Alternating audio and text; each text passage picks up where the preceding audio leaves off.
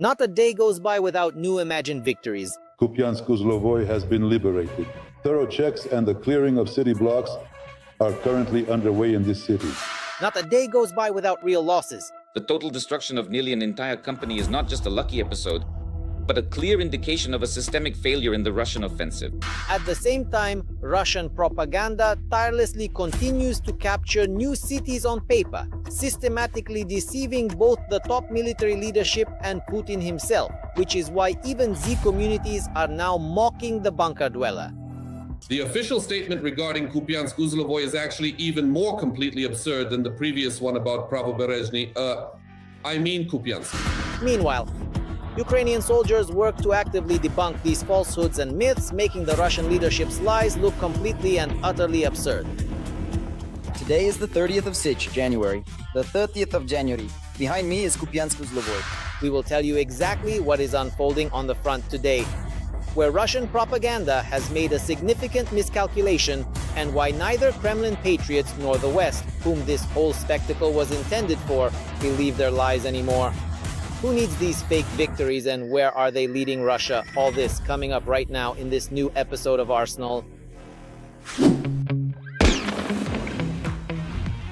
The main failure of the Russians since the beginning of this year has undoubtedly been the settlement called Kupiansk. According to Gerasimov's reports, it has supposedly been liberated for several months now and is under Russian control. In reality, however, things are completely different. This is the work of the 151st Separate Reconnaissance Battalion on the outskirts of Kupiansk in the Kharkiv region. Ukrainian defense forces successfully captured a small assault group of occupiers. Come out quickly. Now hurry up and climb inside the car. Get in right now. On the floor, on the floor. All right, move quickly. Faster. But apparently the shame in Kupiansk wasn't enough for the Russians, and they decided to continue. According to a brand new detailed report from that same Gerasimov, at the end of January, Russia achieved another resounding military victory and successfully captured Kupiansk-Uzlovoy. Positioned along the eastern bank of the Oskil River, specialized units from the 1st Tank Army are continuing their mission to systematically destroy the remaining encircled enemy formations in the area. Kupiansk-Uzlovoy has been liberated. The inspection and clearing of the city blocks in this town are currently well underway. Combat operations are ongoing in the settlements of Kovsharovka and Glushkov. However, here, as they say, the Russian command clearly shot itself in the foot. On none of the available maps, not even in the Russian general staff, were the occupiers' positions anywhere near Kupiansk-Uzlovoy. Today's the 30th of January. The 30th of January. Behind me is Kupiansk-Uzlovoy. There it is. And what I truly like about the Russian army, to somehow reflect on the leadership of Mr. Gerasimov, is that today a specific group was already sent here with the flags of the 153rd Tank Regiment. Their primary task is to take Kupiansk-Uzlovoy. A video of a Ukrainian soldier calmly walking around the center of the settlement without a helmet has literally blown up Russian Z channels. They finally realized that not only are they being lied to, but that dozens of kilometers are being claimed for themselves where the Russian army has never even been. The claim about Kupiansk-Uzlovoy is actually even more absurd than the previous statement about the right bank area, specifically Kupiansk on the Oskil River.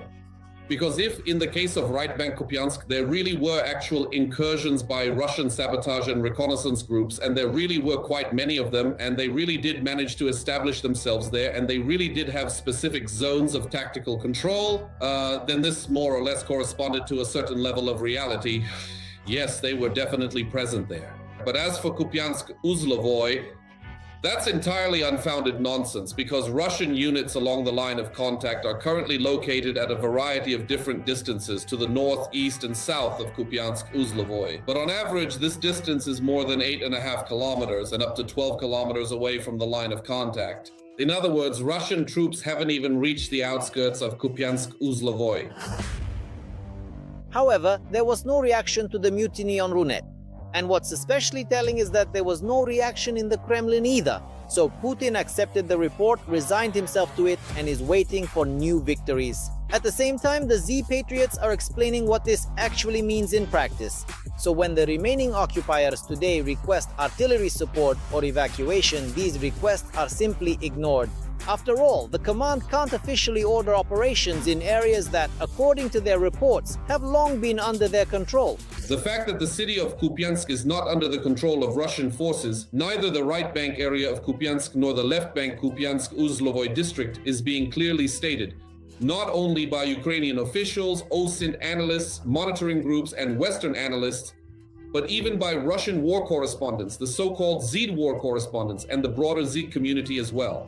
But the General Staff of the Armed Forces of the Russian Federation seems to have chosen the strategy of, if you're going to disgrace yourself, then disgrace yourself to the end. At the same time, some kind of confirmation of control is still needed. Hence the new tactic to send out sabotage and reconnaissance groups en masse, whose task is not to hold territory, but simply to take photos in yet another settlement. Meanwhile, the Ukrainian armed forces are acting differently. The operation to clear Kupiansk and its surroundings became the most successful since the Battle of Kursk. The occupiers were completely unable to determine the true objective of the Ukrainian armed forces until it was far too late. The Ukrainian military did not have the advantage of superior numbers, so they carefully refined the infiltration tactics that the enemy had previously used. The assault forces were divided into small groups of 8 infantrymen each, then moved in different directions to confuse the occupiers' trail. But the Russians, who missed the advance at the top, of course, do not report this. This is fundamentally and essentially a strategy of parallel reality, where some kind of long-awaited victory is announced that has absolutely nothing whatsoever to do with reality, and its mythology is maintained up to a certain point in the hope that, yes, Kupiansk will be captured at some point in the distant future, and then, only then, will Gerasimov, Kuzovlev, and Belousov finally be able to breathe a deep collective sigh of relief. Oh, alas, we have finally done it. A similar situation is unfolding today in the Pokrovsk direction. Officially, according to Gerasimov, the city has been completely captured today. In reality, however, the Ukrainian armed forces are holding parts of the settlement, which is why Russia is semi-officially continuing to send assault units there. And here's our buddy, the Mangal. The tank did not catch fire. I would not ever wish this kind of thing on any other person. Look at how much equipment has burned. Pokrovsk fortune. Either to the grave or to the trench. And as our soldiers show, it's more likely to the grave. So on the first day of February, the Ukrainian armed forces carried out a unique operation near Pokrovsk, destroying a column and wiping out 4 Russian platoons at once.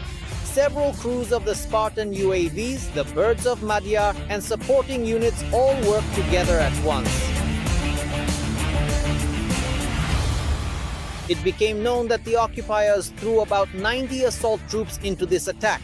Under the thick blanket of fog, the enemy tried to advance using cars, motorcycles, and ATVs, but none of them made it to their destination.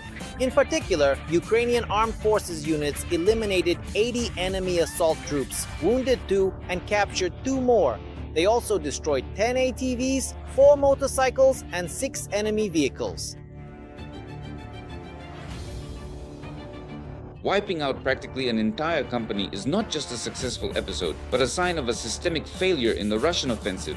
A company of 100 people is the minimum self-sufficient tactical unit, capable of advancing, holding ground, and securing a position, provided there is command, communication, and support. So, when out of 90 assault troops, 80 are killed in a remarkably short period of time, literally within a day, essentially during one single specific military operation, this means the unit is entirely wiped out and decimated as a combat entity. Such a company ceases to exist not only physically but also organizationally. There are no commanders, no signalers, no core around which the unit could be reformed. And this is just a day after the previous failure near Pokrovsk. At that time, the assault troops were also destroyed. Analysts believe that Putin is so obsessed with the Donetsk region that assaults here will continue until the Russian group is completely exhausted. The Ukrainian command understands this as well, which is why a literal conveyor belt for destroying the enemy has been set up in this direction. According to some estimates, losses here have already reached 30-1, naturally in favor of the Ukrainian armed forces. There's no need to guess where the enemy will come from here. Any movement out of the tree line, any equipment approaching, any gathering of people in the vicinity or in the city itself is instantly spotted.